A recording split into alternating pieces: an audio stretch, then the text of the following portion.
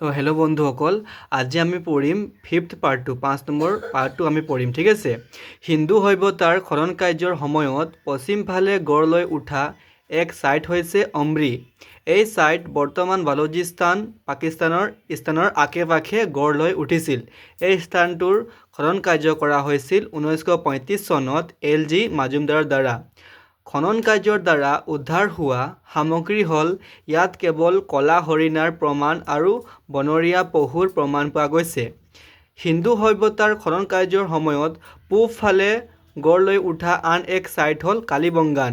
এই ছাইট বৰ্তমান ৰাজস্থানত অন্তৰ্গত অৱস্থিত ঘাগ্গাৰ নদীৰ কাষত। এই ঠাইখনৰ খনন কাৰ্য 1953 চনত ঘোষৰ দ্বাৰা কৰা হৈছিল। খনন কাৰ্যৰ দ্বাৰা উদ্ধাৰ হোৱা সামগ্ৰীসমূহ হ'ল ইয়াত ফায়াৰ অল্টাৰ্ছ তথা অগ্নিবেদী প্ৰমাণ পোৱা গৈছিল, যিটো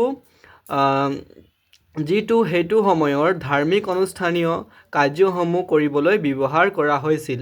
লগতে উটৰ হাড় তথা কেমেল বনছৰ উদ্ধাৰ হৈছিল আৰু প্ৰাৰম্ভিক সময়ৰ কৃষিৰ প্ৰমাণ পোৱা গৈছিল। লগতে কলা ৰঙৰ খাৰু আৰু নাঙলৰ প্ৰমাণ পোৱা গৈছিল। ইয়াত কেমেল বনছৰ উদ্ধাৰ হৈছিল আৰু প্ৰাৰম্ভিক সময়ৰ কৃষিৰ প্ৰমাণ পোৱা গৈছিল। লগতে কলা ৰঙৰ খাৰু আৰু নাঙলৰ প্ৰমাণ পোৱা গৈছিল। হিন্দু সভ্যতাৰ খনন কাৰ্যৰ সময়ত দক্ষিণ ফালে গঢ় লৈ উঠা অন্য এক ছাইট হ'ল লোথাল। এই ছাইট বৰ্তমান গুজৰাট অন্তৰ্গত অৱস্থিত ভগৱা নদীৰ কাষত। এই ঠাইখন খনন কাৰ্য 1953 চনত SR ৰাওৰ দ্বাৰা কৰা হৈছিল। খনন কাৰ্যৰ দ্বাৰা উদ্ধাৰ হোৱা সামগ্ৰীসমূহ হ'ল মানৱ নিৰ্মাণ বন্দৰগাহ ফাৰ্ষ্ট মেন মেড প'ৰ্ট।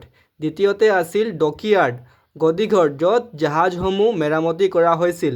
তৃতীয়তে আছিল ৰাইচ হাস্ক তথা ধানৰ তুচ। চতুৰ্থতে আছিল অগ্নিবেদী আৰু পঞ্চমত আছিল চেছ প্লেয়িং বৰ্ড তথা দবা খেলৰ প্ৰমাণ পোৱা গৈছিল।